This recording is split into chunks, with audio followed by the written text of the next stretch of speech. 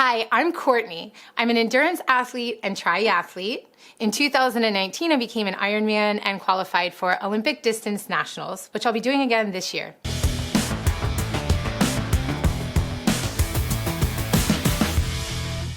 Today, I'm going to share with you 5 tips that I really wish I knew when I got into triathlon.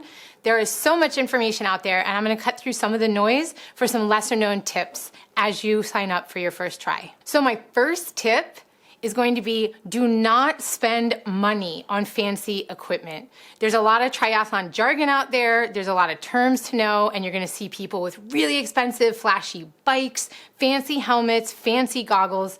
My advice is, do not fall into the money pit trap in triathlon when you're getting started. You really just need some very basic equipment. What's more important is how good of shape you're in, not the equipment that you're buying. My second tip is find the others.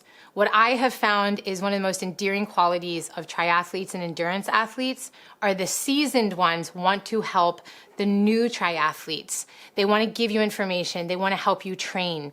Many states have local triathlon clubs and groups. Join them. When I got into triathlon, I was fortunate enough to find some other people who had already done a bunch of races, and they could help answer my questions and also race alongside me, which gave me confidence. Number 3, start with a sprint distance triathlon. There are 4 popular distances of triathlon race. Sprint distance is the shortest. The next shortest is Olympic distance. Then you have the half Ironman, and then you have the big boy, the full Ironman. Start with a sprint distance. A sprint is very approachable. It's not going to take a lot out of you. You're going to be able to have fun. You don't have complicated nutrition. So find a local race and sign up for a sprint distance triathlon. So what exactly is a sprint distance triathlon? You're going to start with a swim, and usually that's about a 750-meter swim. You're going to transition out of the water, go get your bike in the transition area, and that's usually about a 20K bike. You're going to finish with the run, and that's usually a 5K or a 3.2-mile run.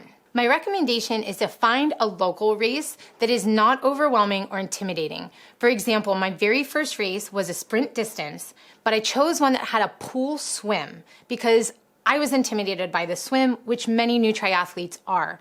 This meant that I just had to do laps in a pool, hop out of the pool, get on my bike, and finish the triathlon. This was a great first race because it allowed me to practice the feel for triathlon without worrying about open water swim. Number 4, let's talk about bricks. This is a term you're going to hear a lot about as you venture into the world of triathlon. What it really means is a bike run workout back to back. So it's when you have a bike, you get off of your bike, and you go immediately into your run. The funny thing about these is your legs will feel like bricks because when you're coming off the bike, you're using different muscles than you do for the run, and generally your legs are already pretty exhausted from the bike. So practice them. You want to get a feel for what your body's going to feel like on race day. And even though this is one of the harder workouts, it will prepare you immensely to have a great race. Number 5 is perhaps the most important. Have fun. Triathlon is tough, but you will feel like a superhuman by the time you are done, and I guarantee you, after you finish your first one, you are going to sign up immediately for your next one because it is fun and it will give you a sense of accomplishment. So don't sweat the small stuff. You don't need to have a perfect race. You just need to do it. Thank you so much for watching. Until the next time, rock on.